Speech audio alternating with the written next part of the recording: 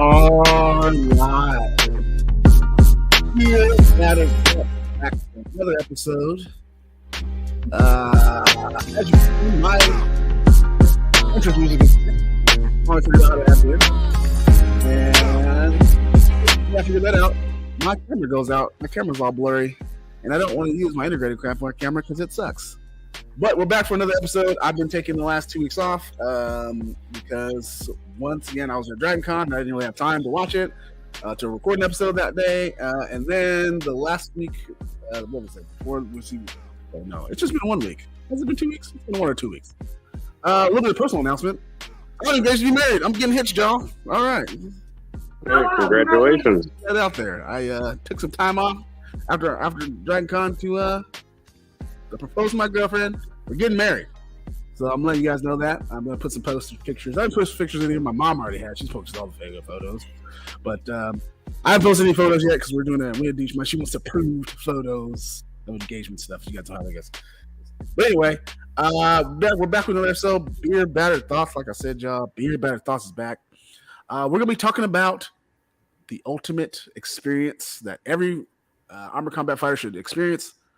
Dragoncon, and I have not one but two guests. We're changing the things up, adding to it. I'm going to let them introduce themselves. We're going to start with this one here. Yeah, this is right here, Jocelyn. Go ahead and introduce.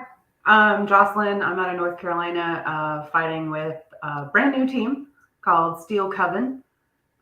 Myself and some of the former Pixies from Palmetto Knights have literally just created this team, so look out for that on social media. It's all Steel Coven. Shouldn't be anything else. But yeah, excited about that. And Dragoncon was my first time fighting in armor, and also my very first Dragoncon, and then also my first pro fight. So I just went as hard as I could. All the way, Ham. He was like, I'm getting it all. I'm getting it. And next, sir. All right. Yeah, my name is Michael DeBruin. I'm from Columbia, Tennessee, fighting out of Nashville Armored Combat. This is also my first Dragoncon this year, and I didn't jump the gun and do everything at once. I just did melees, and it was a lot of fun. Honestly, probably one of the best armored combat experiences I've had thus far in about 2 years I've been doing it now. So, yeah, definitely lots of fun there. Nice. This is my second Dragoncon. It is now on my list. It's on my fixture list to go every year if I can. I'm getting married next year, so it's kind of expensive. Hopefully I can go. Hopefully I can go, but hopefully I can still make it work. Because that's the only time really the Knights of Wakanda gets to fight as a group because we all live everywhere else. But it was a heck of an experience. If you guys, like you said, you guys agree, I think that it should be at the very least once a lifetime. Every combat fighter should just go to Dragoncon and be a part of that. Do you guys agree with that? Absolutely. Oh yeah. Definitely. It should be a little bit like a Mecca, right? I mean, that's something people got to see. It's pretty cool. Yeah, it's pretty cool. I think there's so many platforms, and I'm sure a couple. I'm going to go to the YouTube page in a few minutes and talk about that and show you guys what it's like for people who don't see it. And the videos really don't do it justice because there's so many people. You think it's like 100 or 200 people, but then you look at the actual seats and actually what it is actually like 1,000 people, sometimes 1,500 or 2,000 people, and then they stream it so there's videos outside the hallways. So we don't really know how many people actually really see it. Are really watching it the whole time, so and then people are walking in and out. So many things are going on with that. Dragoncon, it's a great event that Larry and Palmetto put on. So it's one of those things where it's got to be on your bucket list. And Jocelyn, I know we were talking about it before, and you had mentioned it. This was the first time you had been in armor at all, right? I mean, I'd done armored practices, but this was the first tournament fight against other people that aren't my teammates. Nice. But before we get too far into discussion, you guys know I'm always drinking the beer. I am drinking the Fuzztail Hefeweizen. Like I said, I will show you guys the detail of that, but my camera's all messed up. But it is a Hefeweizen from Sun River Brewing. I'm drinking that. That's 6.1% ABVs, or 5% ABVs is the other one I had. Was 20 IBUs. Sun River Brewing out of Colorado. Yeah, out of Colorado. And Jocelyn, what you drinking? I saw you drinking something very familiar. So I have Dragon's Milk. This is actually one of my favorite beers in general. I am a porter and stout type person. Nice. Respect. bourbon barrel aged, 11%. Oh yeah, you It get it is. nice and It tight. is a eating beer. Yeah, it is a dinner beer. That is really you're drinking that with your dinner. Yes, And and then it felt appropriate. We're yeah, talking about DragonCon, drinking Dragoncon, dragon's milk. Dragon's milk. I get it. Michael, what you drinking over there? What you sipping on a Sunday? Just Jack on the rocks, man. Just Keep real it simple. Not much of a drinker, so Yeah. Hey, pulled out what I got. hey, I respect it. I respect it. Tell everybody, hey, encourage you to have a drink. You don't have to, but it helps. Because I'm a beer Oh drinker. yeah, Sunday evenings, social lubricant. yeah, social drinking. We're social drinking. We're social drinking on the internet. Oh yeah, It works very well. It's pandemic drinking. Pandemic drinking. You're right. Very pandemic drinking. I did a lot of that during the pandemic. I found a lot of people on Instagram that were drinking beers and all kinds of stuff, and I'm just on their lives. We're on their lives, and we're all drinking on the internet. It's great, fantastic. I do like it. One of the things I like to do, as you guys will very much attest to, that I do like to drink beer, especially after tournaments. I will whip it out super fast. I did give away one of my gallon tanks of beer. I did do that to the winners of DragonCon. The Nashville World Eaters. Michael's on the squad. Tore us up. oh yeah. All right, had to push it to a third match. I'm super freaking tired because I decided to do a whole lot of duels that day and then turn around 15 minutes later and do a bunch of melees. And then we were short like 3 people. So we're like 5 people fighting. So it was like, okay, well, we're going to do it. We'll make it. We'll get there eventually. We'll figure it out. Michael, how's the experience though? Your first time being at DragonCon, you guys win. How did that feel? Talk about what an experience, honestly. It's one of those where I know everybody at Nashville trained really hard the last few months. We had our set sight on DragonCon. We wanted to kind of make a little bit of a statement, and I feel like we accomplished that. There's definitely a lot of great competition there. Every single team we fought was super fun, especially Wakanda was a nice challenge too, and it just felt really good to have really good opponents to go fight with and really test our mettle with. Like we've been training hard. I know myself personally, outside of team practice and stuff and just conditioning, it's close to 20 hours a week of putting in time to prepare for a tournament. And it's one of those where hard work really paid off. So it felt good. And to do it at DragonCon too was just kind of like the extra icing on the cake, to be honest. Nice. And Jocelyn, you fought in the melees with the Pixies, and you did some singles too, right? Yeah, I did my first pro fight against Bo Lee out of Dallas with the Mythics. Wow. Oh, I did miss that. I forgot that. I did miss that one because I was kind of distracted at the time. How did that experience go for you? It was so good. The melees were so much fun. Melees are the best.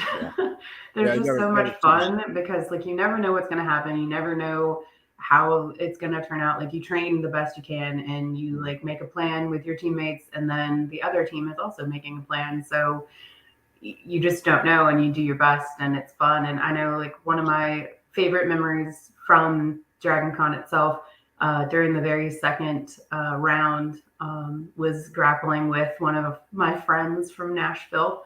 And nothing was quite happening. We were just both holding against each other, and we're just like, "Hi, friend, how are you?" There's a lot of conversation. What else are you gonna do while you're just kind of hugging each other extendedly? Yeah, but the pro fight was so good. I opted out of the all to kind of save some energy after doing the melees for the very first pro fight. But I mean, Bo was such a great fighter, and it was so good. I think we were both.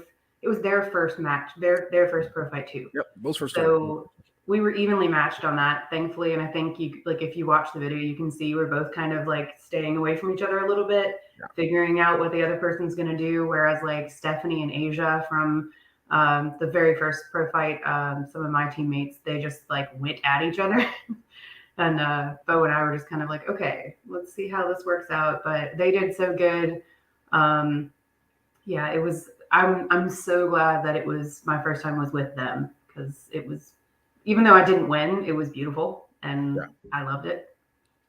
Yeah, I know that was. I watched a few of the women's matches. Women's teams go at it. It was very, very thrilling. I think I saw that the Mythics were there, but the Mythics they had a lot of new people. So like a lot of the newer Mythics were there. So I think it was like six 6 of them.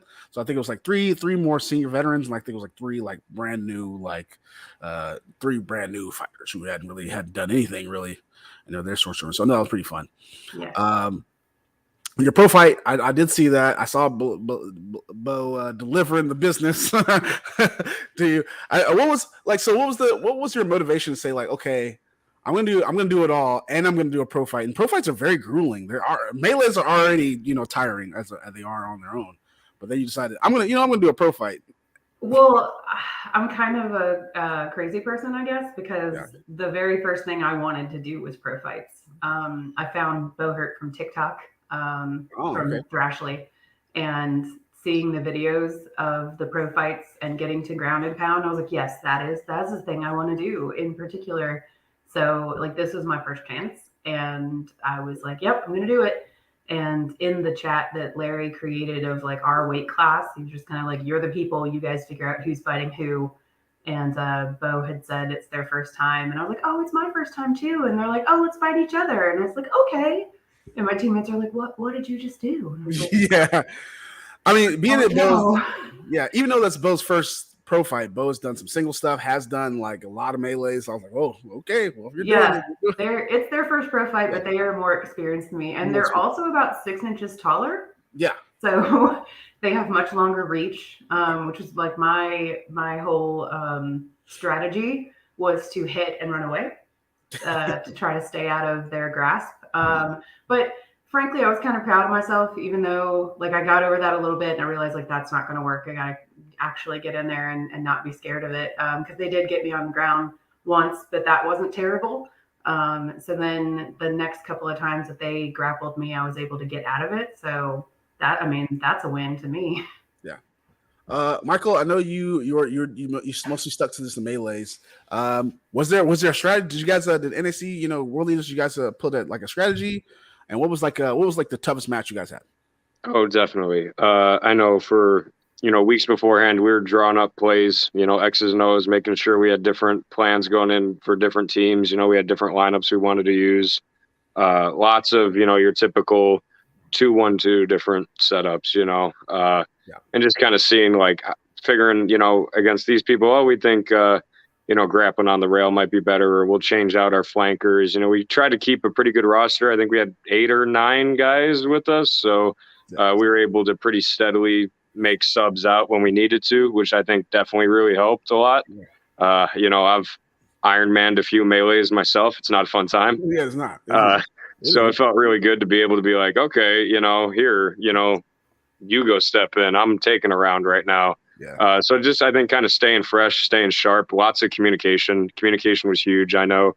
And it can be hard too, especially like people got mouthpieces in, you're yelling across the list. You don't hear crap when you're with your helmet on. But just trying to keep open communication, sticking to the game plan that we went into it. And I think that worked out really well. So definitely biggest challenge was Wakanda. That was, there's definitely a great group of athletes on Wakanda. Awesome team, awesome group of guys. So that was super fun to fight Wakanda. And everybody else gave a huge, great fight too. So, but if I had to single one out, then definitely Wakanda was the only team that took Nashville to the 3rd round. And we had to earn that one. It was definitely a fight, and it felt good. It felt good to have like a real fight on our hands too. So that was just absolutely enthralling. I know there's a couple of times where, I was playing wing for a guy, or I was playing tank, just locking down people, trying to work that rail. And, there's a scream of 1,500 people or more going on, and you can't hear anything. And it's just amazing. Yeah, it is amazing. It's very distracting. People are very distracting. It's like, so yeah, one of those things is like, you want to concentrate, what you're doing with your game plan. And then you're like, oh wait, there are people here and they're yelling. Yeah, you get caught up in the moment a little bit, and they're chanting and they're chanting this and chanting that. And they're like, oh yeah, you're kind of like this. And I'm trying to focus, but I'm kind of like looking at people. I think during that match that we had with you, like a bunch of people ran up. They had like shirts and they were like running up. And they're like, "Oh yeah, yeah, of course." Okay, I get it. Thanks, but I'm also like, I'm busy right now. Yeah, but I'm also kind of busy. No, and there's definitely times against you guys. It's definitely I know the group was very, very, very happy that we had like a real fight, and it was great. And it was very one of those things where it's like, oh, there's only 5 of us. we're really tired. So we're just so there's a point where it's just like I'm just really just standing there. I'm just kind of like holding you, and like you're holding me, and somebody's holding me. I'm like, well, I'm just standing here, and I'm really tired. Then Mickey clips me in the hand. Clips me in the hand. I still got it. It's blaring. I've actually got this cut in my hand. It went through the gauntlet and it's like cut me. I was like, oh crap, this sucks. And then you guys get me bent over, and I'm like getting pounded in the back. And I'm like, I could stand here forever.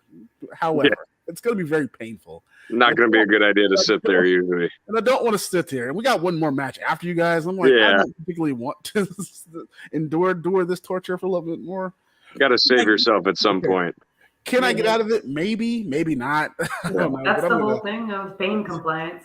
Yeah. Oh, yeah. And we took a moment like that, too, from Wakanda. I know the one round you had on us, our last guy took the knee. He said, you know what? 2 big guys approached me. Not worth it, man. And we don't blame him. We don't blame him one bit. I'd do the same thing. Yeah, no, it's definitely comes. Some people got lit up during those matches. Oh, yeah. I got a good bruise on my arm. I think you guys had Greg Fisher with you. And yeah, he toasted me right in the arm at one point. I got it's still kind of there. Oh yeah, no, it's pretty good. Yeah, it was pretty deep colored before, but that's it. That was really the only hit I took on the day. Everything else was a lot of grappling, which I know we've been working a lot on. So other than that, I'm happy to go through a day of melees and got one bruise.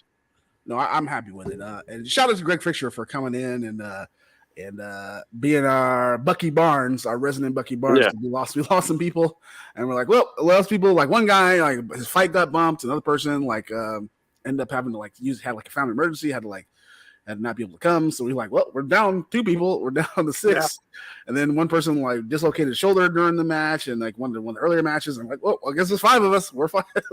We're fine. Yeah. So it's kind of like one of those things, but it happens. You kind of roll the punches, but it's like I said, you feed that energy with a lot of people. Oh yeah, and, there's so many people there, and it's just like fun, right? It's just like it's what I do. So what I'm going to do real quick, kind of show you guys the cup. For the people who don't get to see Dragoncon, don't really pay attention with it, which is beyond me. Why you don't? I have a couple. I pulled up the YouTubies here. Hopefully you guys can see it. Yeah, you guys can see it. Oh, yeah. And you guys can see like what the crowds are really like there. Well, that's not a video. What's this? Oh, I accidentally went back to the video. Silly me. All right. It's going to load up here any second. I think so. There it goes. Oh, hey, coincidentally landed on my match. I didn't plug that at all. I didn't program that at all. But yeah, as you can see, if you guys see like in the background, all these people, it's so loud, and you want to do stuff, and you're kind of like, I'm concentrating on the match, even for myself, so many people, and I wish I could have like different angles of things like that. I was gonna try to cut up some stuff, but then I just kind of ran out of time. But you can see so many people, and it's so. I definitely want to get the Dragoncon team footage. They had like actual cameramen there doing Stop by from above. Ready to your corner. Yeah, they had an above camera that the Dragoncon had. Yeah, there's some of the footage they had like projectors going on in that room. I wish I could get a recording of that footage. It was amazing. Yeah, they had it's like drop down on your head. I know Larry said they usually post it somewhere. Yeah. No one knows. It's gotta be on the lookout, I guess. Yeah. No one actually knows here. Oh, I think we can find that clip there where I accidentally broke the rules on accident. And I don't know if we'll find it or not, but accidentally I did a spinning back fist, and I hit them with my fist and not the sword. Hold on.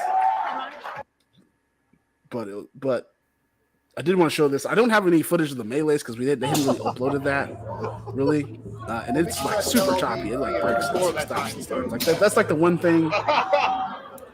Downside about Dragoncon is that it's hard to get Wi-Fi signal out there. It's just really hard. It's like super hard.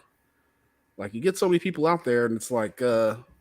First fighter, we have Seto. I went back to watch the videos, and literally, I think one of my matches was actually on a live stream, and the rest of it was like pretty chopped up. So I'm glad that Larry and those guys were able to get separate footage of that.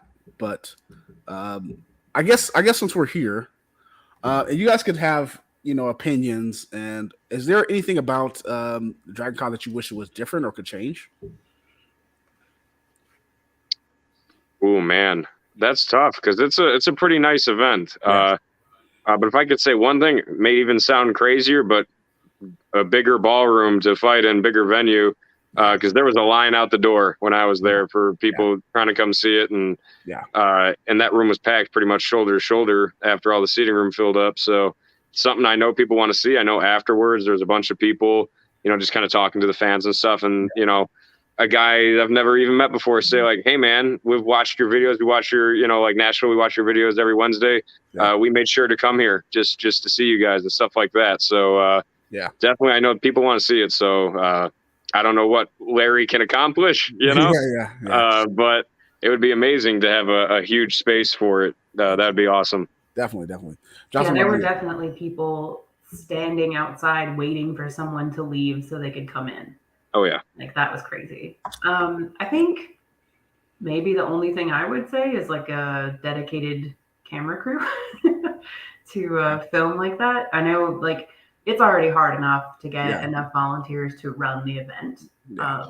So I mean that's a long ask to get like dedicated camera folk. But yeah, I think that like dream of dreams is to have like the Dragoncon TV level crew to film that kind of stuff and to have like even behind the scenes kind of things. Because I think like that in itself is its own kind of show for Dragoncon. Yeah. Because I've supported at a few different tournaments before this one, and the energy is completely different. The back of it is just back of house is crazy, and it's just so much fun because you're really just like hanging out with everybody beforehand. So even though you're getting ready to fight, you're just like hanging out, having fun. All right. Well, Larry just commented. He said he should have the DragonCon videos in a few weeks. So I was like, okay, well, cool. We'll have a different footage. So request granted as far as that concerned. Bigger venue. I think I agree with you guys. I think what you both said are valid. I think also the bigger room would be great. But I know it's like limited space, right? The hotel rooms have so much. Their big rooms are they only have so many of them. I think it is in their biggest room that they already have, right? So I think it's just one of those things. And then that list is like super small already, so it's already forcing action. That's like the hardest thing for me. It's like it's harder to play the game that I like to play. Right. And then, you're going in it's like 2 minutes. Like I think every 5 minutes we're in a melee match, like every 5 minutes, every 3 minutes, I'm in a duels round every 3 minutes or something like that. I don't think I was in duels, like 3 to 5 minutes. I was in a new duel. And every 3 to 5 minutes you're in a new melee match. And it's like boom, boom, boom, boom, boom, boom, boom. So it's like, got to compliment that. They ran a tight ship. It was nice. It was really nice. Right. Tight ship. And it's like, one thing you have to say, like Larry is really good at making sure fighters get in the list, things get done, and you move on to the next. Oh, for sure. Smooth running. For sure. I 100% agree with that. I think if you guys ever, I'm not sure if any one of you, I know Jocelyn you haven't, but Michael, I'm not sure if you've ever been to Carnage. Have you been to Carnage yet?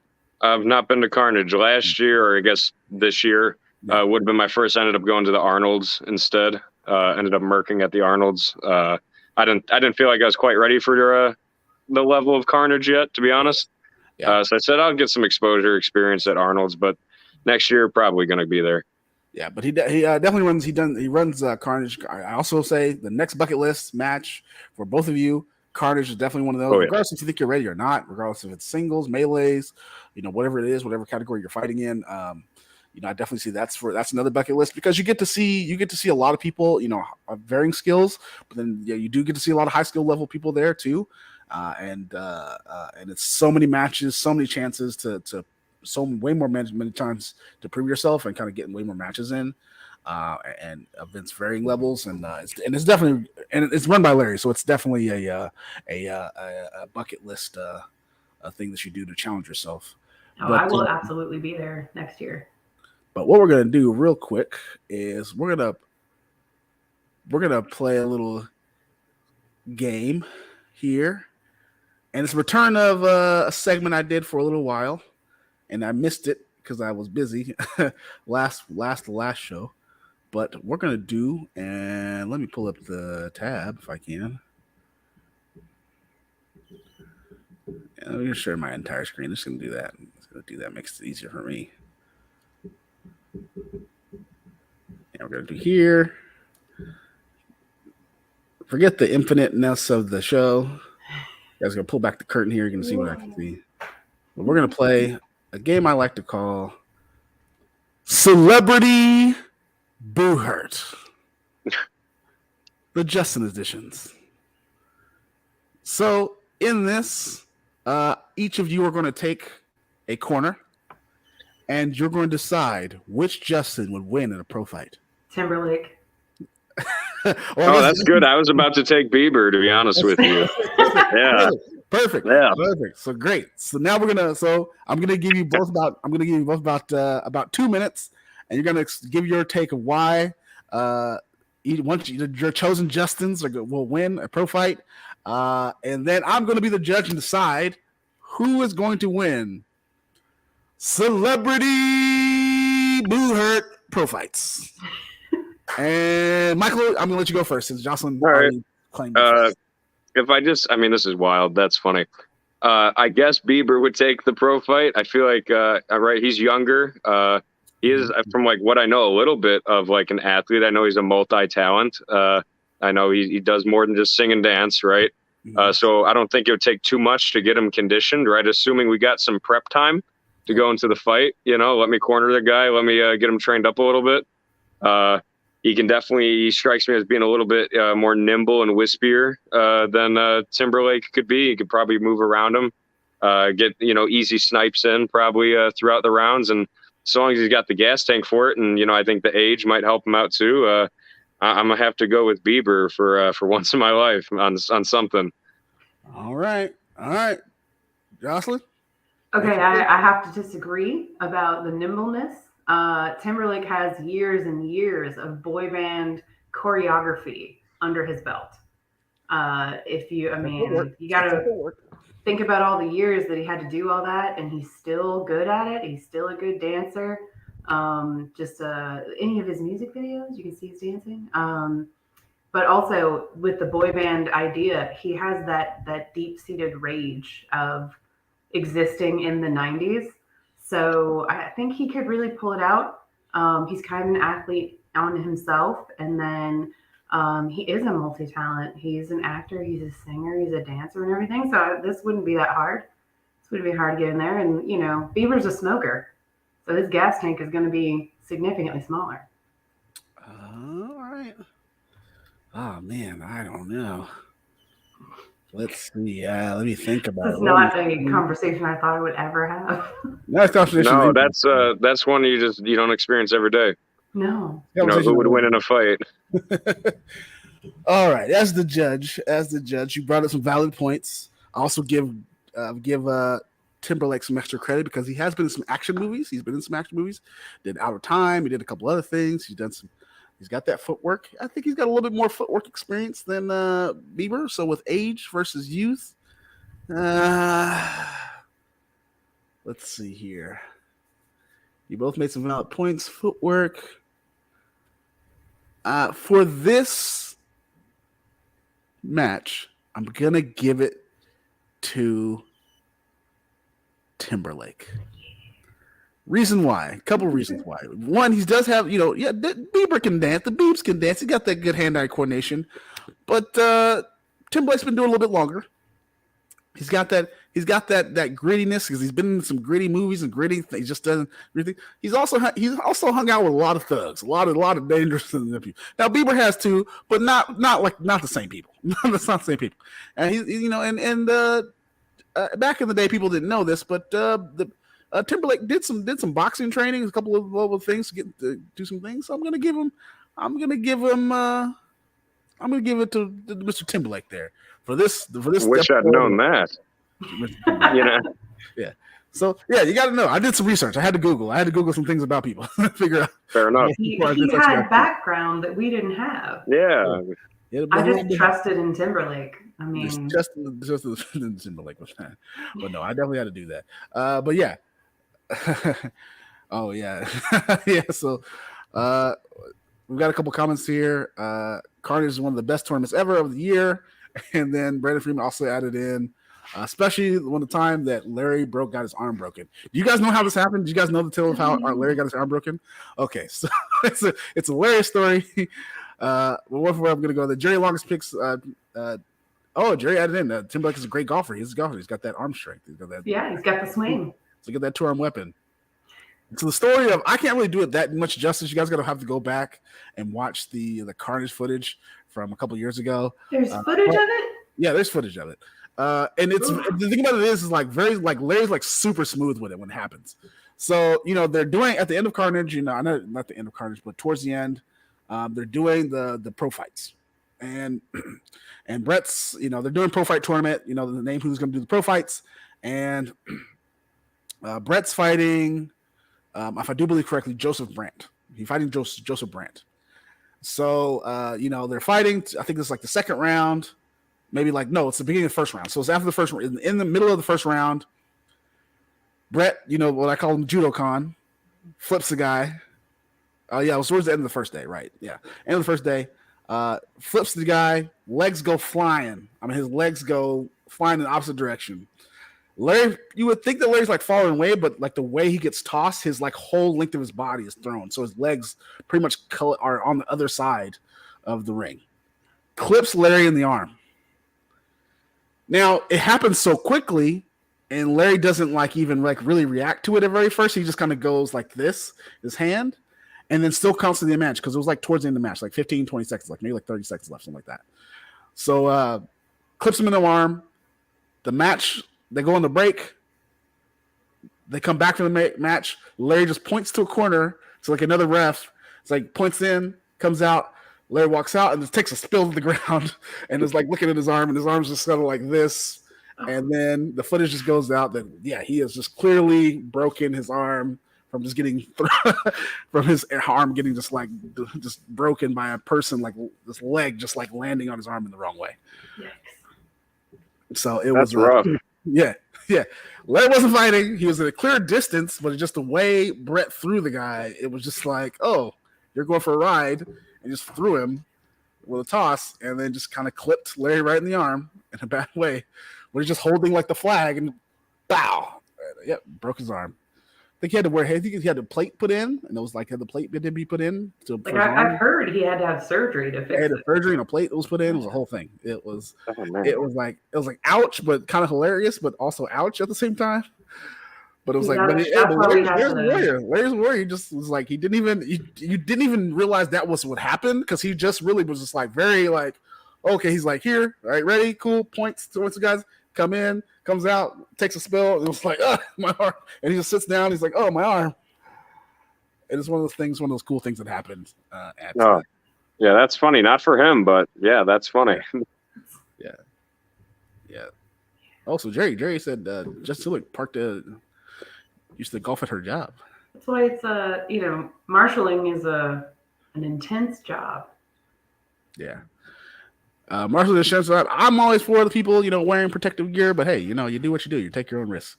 But anyway, everyone comment below if you guys, who you guys pick. You've seen Justin Bieber. Maybe I'm riffing wrong. Maybe some people out there pick Bieber over Timberlake. I don't know. The battle of the Justins. That can go along and keep going down in the comments. But DragonCon was a great time.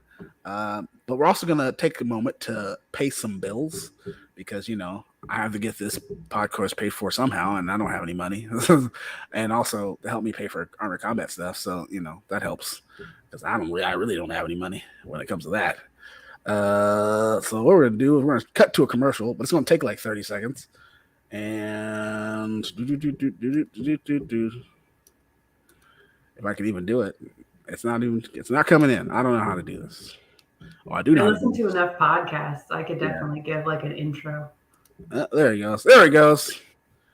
So today's sponsor is Rusty Nail Leather, run by Vinny from the Rust Knights. He actually makes leather, all kind of leather objects, books, bags, arm plates, wallets, purses, Rust Knight leather. That's going to be pinned in the comments. And just at the end of the episode, they'll have a pin right on there. But he makes all kinds of stuff. He's going to be sending me some information a little bit later. But I did want to go ahead and plug him a little bit earlier because he is making me a cool thing, belt flags. He makes some cool stuff. Rust Knight leather. by your boy Vinny, the captain of the Rust Knights. He is out there. Brett and Brent have the video. It's kind of hits. It's kind of off awesome angle. Oh wait. Whoa. I mean, it's a nice thing to think about afterwards. Yeah. I'm sure at the time he didn't think it was awesome. I'm pretty sure he didn't. An awesome angle. Seventy Ghost says definitely Timberlake for the win for sure. Remember when Bieber got smacked by Orlando Bloom? Oh, I forgot about that. He did get smacked by Orlando Bloom. Did gonna get kind of got slumped right there. Kind of got me. So I like it. Michael, I know that you're gonna come back. You're gonna try to come back next year for Dragoncon? Oh, definitely for sure. It's that one's gonna be on an annual basis for me. Now the question is, are you gonna do a pro fight this time around? Probably. I know moving forward, I want to focus a lot more on pro fights. Had like my first year and a half to 2 years been chock full of melees, and I know we've been at Nashville doing a lot of pro fights. You know, we put on a show every week, and it's kind of been one of those things you start to fall in love with it a little bit the more you do it. They're brutally exhausting, that's for sure. They are. But definitely want to get more experience in that. There's definitely some folks out there that I definitely want to go a few rounds with. And I think that'd be a lot of fun. Now, something that you both have in common, you both lost to two people from Warlord Combat Academy. Will we see you return for some revenge, maybe at Warlord Combat Academy? I would love to. I'd love to come back to Dallas when the time is right. And I think I've got the proper training in, or there's a specific person, at Warlords that would love to fight. I'm not opposed to making it happen. I know, especially as of late, I've been taking this a lot more seriously in Boo Hurt. I've just had the personal time and space, kind of life has worked out more over time that I could dedicate more of my time to training for it. And I feel a lot more confident. Dragoncon was kind of like a proof of concept for that. Like, I'd never really grappled too much in the melees before. I've always been a striker primarily, and my striking was great, but I also felt confident grappling too. So I know it's got to get there in time. The more I can put into it, if there's a heads up notice, I'd love to. I'd absolutely love to come back to Dallas. I loved fighting Adam. Yeah. That was a great experience and worthy opponent. He won. He earned that. Yeah. But who's to say, round two couldn't happen? Who knows? And there's definitely some other people at your camp. I know, Cyrus, man, I'd love to fight you sometime. We're not that too far off in weight, man. We can go a few rounds. That's fine. Honestly, anybody. At the end of the day, I'm down to fight anybody. I don't care if they're a flyweight, heavyweight. I'll fight them. I'm always up for a brawl. Yeah, I will happily accept your fight at some point. I've taken some time off pro fights this year, just kind of work on some other things. But I'm always open to pro fights. I'm always open to it. So Oh yeah, absolutely. Like I said, I know I've got a couple of specific people I want to go some rounds with. So it'll probably be some time before you and I get around to it. But I'd love to. Sure. Johnson, how about you? Oh, absolutely. It was so much fun, and there are plenty of femme fighters in my weight class that I haven't got to fight that I would like to fight.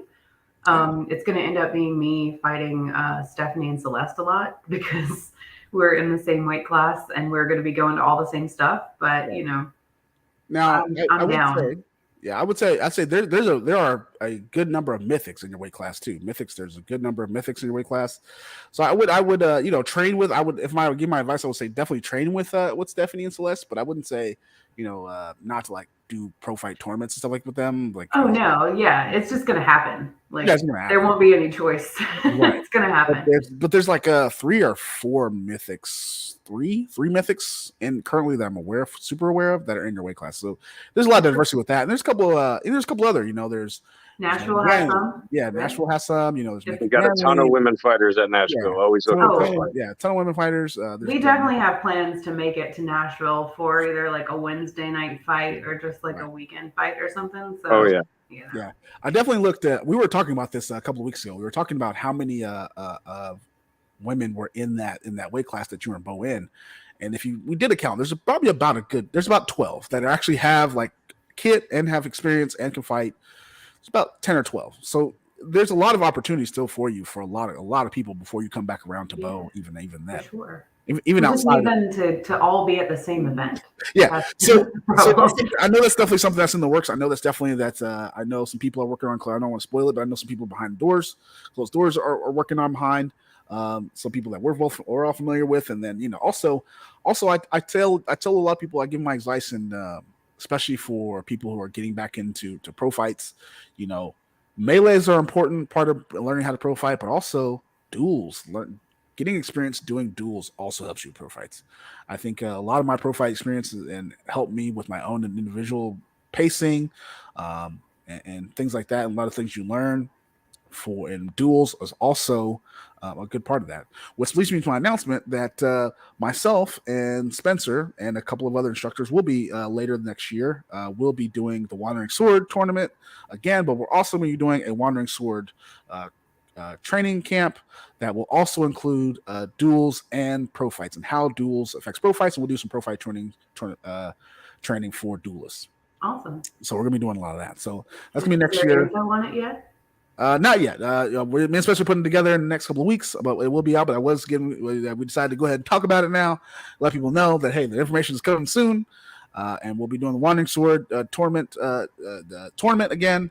And then we'll be doing the training camp too. And then we're getting lots of duels time, lots of pickup duels, lots of duels. So a lot of people in duels and doing pro fights. So we'll be working on that. So stay tuned for that. But I also want to ask you guys a question. And I asked this question for everybody who's on my show. I know you guys aren't, I know, Michael, you're not much of a drinker, but I still ask this question regardless. If you could pick a beer,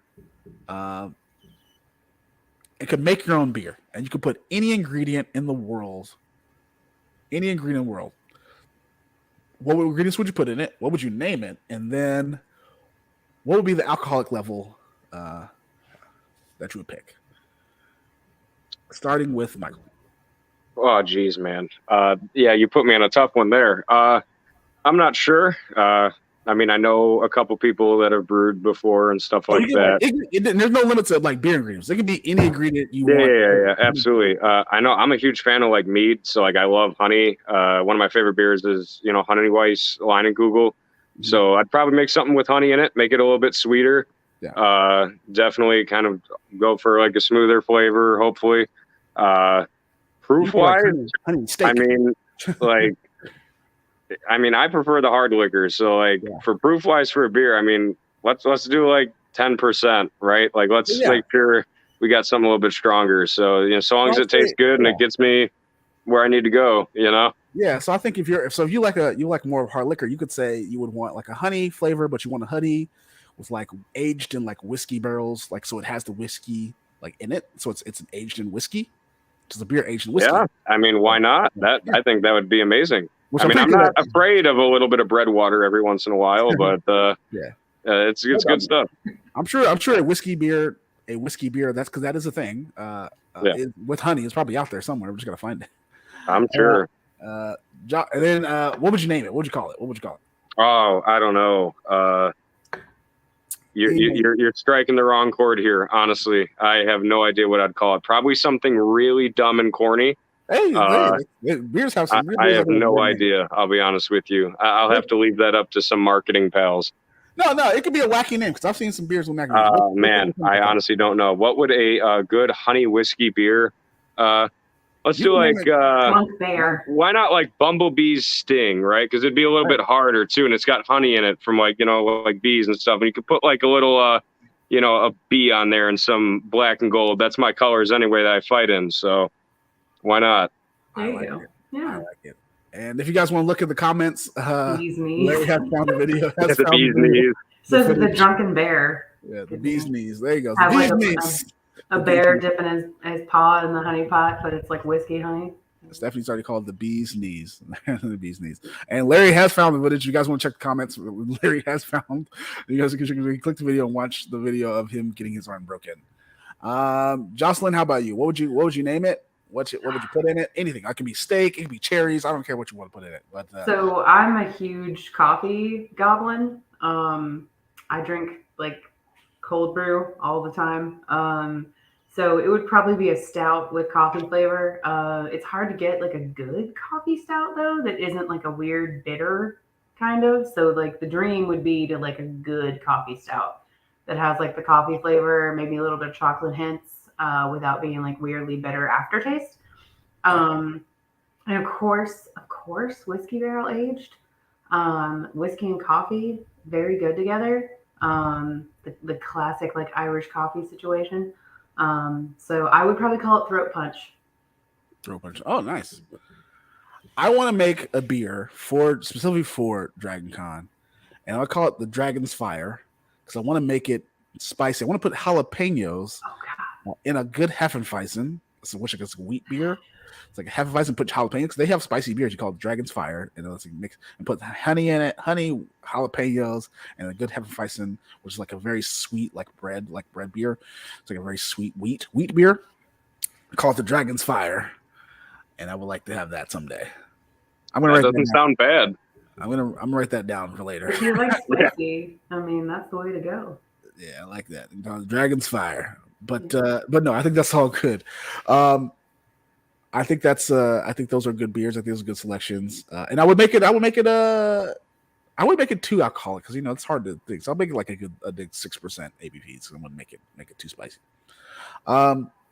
I know, Jocelyn, you talked about what got you into sport. I know you said you saw Ashley Thrashley's videos. Michael, what got you into the sport? Oh man, it's the right sport. Every once in a while you just kind of come across something that speaks to you specifically.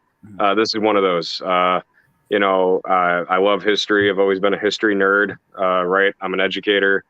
So that, and I've been fighting a long time, right? And one form of martial arts or the other, the typical, did Taekwondo as a kid, stuff like that. So just being able to kind of combine passions, right? You see, like the Night Fight TV show and you see the YouTube clips and it's amazing. I'm kind of like from that, generation of newer fighters that seen it on, TV and crap. And just to see something that's awesome that kind of speaks to you, lets you do something that you really enjoy and push you real hard. Absolutely. So it's like a sign me up kind of moment. There's one of those where it's like in a couple months, I'm like, yeah, I'm getting my armor. I found my team and, let's go. So obviously I started out of Chicago. I was training with the Hydras a good bit up there, doing some events with, local chapters, visited Cincinnati a lot. And just kind of got some experience. And, now I'm living in Tennessee. Couldn't be happier being with Nashville Armored Combat. Nice. Jocelyn, I know you said it was Thrashley. What was like I know you said you saw the videos, but most people, when they get an armor, like even for the first time, even if they're sparring, they're like, yeah, this is cool. This is like a bucket list thing. It's like, oh yeah, this is like a bucket list thing I did for once. And then, a lot of people are like, okay, I don't want to do this. And they'll get into armor like, oh yeah, I don't like this. What was like the thing that said, okay, yeah, I'm definitely going to stick with this for a while? Oh, I was a huge like weapons nerd in my younger days. Like the minute I turned 16 and could drive on my own, I was going to flea markets and buying swords. Like, $15 flea market swords. But like I have a pretty extensive knife collection in general. Yeah. I would like sword fight with friends in the yard where like, these are kind of sharp and shouldn't have been done. And so you just kind of like gently like ding, ding, like sword fight. Yeah. So I think I had seen like a YouTube video of something in Russia one time where they were actually doing it. It was probably this. And I saw it and was like, oh, if only that was a thing. And then, years later, like last year sometime, saw Ashley's videos and was like, oh my God, this is a thing. This is a thing I can do. And was so very lucky that there's a practice in my own town.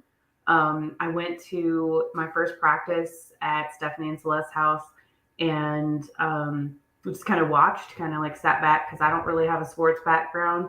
I was a theater kid. I was a reader. I'm a giant nerd. So I was like, okay, I'm going to watch and just kind of like get the feel for this. And before I left, Celeste was like, no, you can't leave before you hit somebody.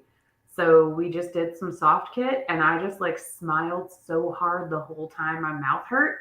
And I was like, this is it. Like I've been waiting for this my entire life. So, I mean, the very first time I was able to actually like borrow someone's armor and try it on, I was like, yes, this is it. This is it for me. And I mean, DragonCon, just like icing on the cake for me. I was like, okay, yep, I made the right decision. This is awesome. I can't wait to do this again. Nice. I think as you go on, like time goes on, you have like I know you have like those weapons, right? Those swords and stuff like that, and those knives. Eventually, you'll be like, yeah, these are lame. I don't want these. Eventually, you'll be like, you'll become a sort of a more snob and like, I have real ones that are actually useful. What am I using with all these? You'll keep like one or two just because. Yeah, I mean, eventually you'll be like, I immediately started buying weapons. Like, I have a custom bardiche from American Bowhurt. I got a mace immediately because like I love maces. I have a warhammer, not to be used in Bowhurt.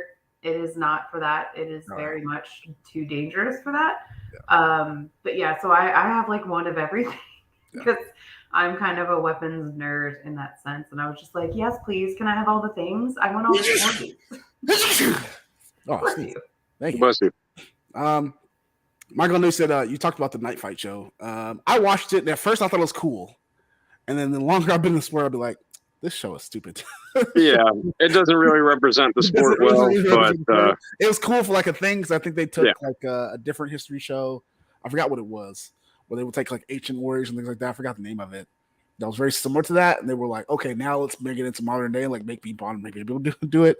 But then you really watch, you're like, oh yeah, this is cool at first, and you'd be like, oh, these people. And you see the personalities of people, and I'm like, okay, cool. And you'd be like, oh, this actually doesn't have nothing to do with the sport actually whatsoever. There's like two things that we actually do that are actually in there, and the rest of it's just like made up stuff.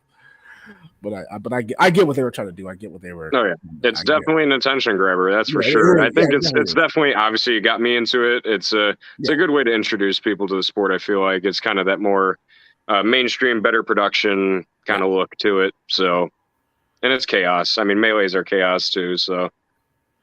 Yeah, maybe another TV show will bring us back. You know, maybe Netflix or something. Not fight specifically. Maybe not night fight specifically, but maybe something else. We'll do. No, I mean to get another Boothert centered show in the mainstream media would be amazing. That would be nice. I'm tired of all these documentaries. There's a couple documentaries out there. Yeah, there's been. I'm tired of documentaries. Documentaries are everywhere. I'm tired of. Yeah. Let's do an actual show, like an actual show. Let's talk about goals. Jocelyn, what's like? Let's say in the next 12 months, next year, in the next 12 months, what's your number one goal you want to achieve in the sport? I would like to place in a tournament, either melees or pro fights or both. I enjoy the team aspect, so I would very much like to, especially with the brand new team, have a placement. But in pro fights as well, duels. If very new to that, but like you said, they have the same similar background. But I think a good goal for me is to place at all. So I'm just looking forward to that. Put in that work, you can do it. Michael, I'm gonna ask you two-pronged question. I'm gonna ask you what's your goal in the next year that you would like to achieve, but also you've been around about the same amount of time as me, just a little less. I've been like in about 2.5 years. You've been in about 2 years or so. What's your number one goal for the year? But also, what would you like to see change with the sport entirely? Oh man. So first up, next year, maybe next year or two, right? Definitely shifting focus on pro fights. That's my big thing is I want to get really good at pro fights. I want to be seriously competitive with that. I know I've improved a lot just in the time I've been training with Nashville this past year. They definitely put on a good camp. They got one of the greatest facilities out there. Can't speak highly enough of them. Definitely great instructors, great people to be around. So props to them. Helps my game tremendously. And just that's the big thing. Improve that game and keep improving the pro fight game. Still going to be doing melees, right? Still probably going to show up to Carnage, do things like that. But there's a couple people that, in my head at least, they've got a target on their back for me, and I want to take them out. So that's in the next year. I'm not going to name any names, but there's definitely some that they show up in your head when you're training at the gym, like this is for this guy.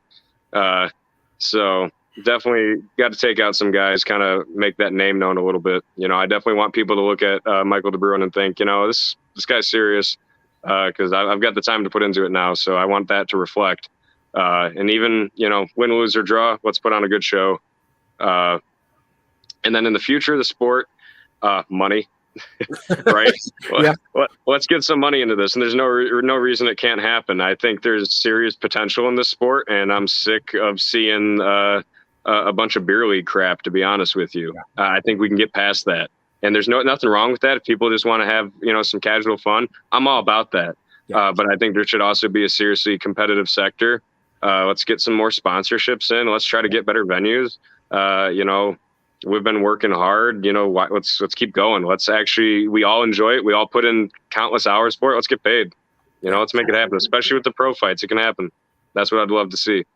Yeah, I have a marketing background, so I know exactly what you mean. Like, absolutely, we could do so much with this, and there's so much potential. Oh, yeah. I mean, everywhere we go. I mean, all three of us could probably attest. Everywhere you go, there's people that say they love this. There's people at Dragoncon that they showed up to do something at the con, and they ended up just watching us all day instead. It's an attention grabber. I know we could fill some seats, so I'd love to do that. That's next, several years in the sport. I think has a huge room to grow. We just got to keep pushing it.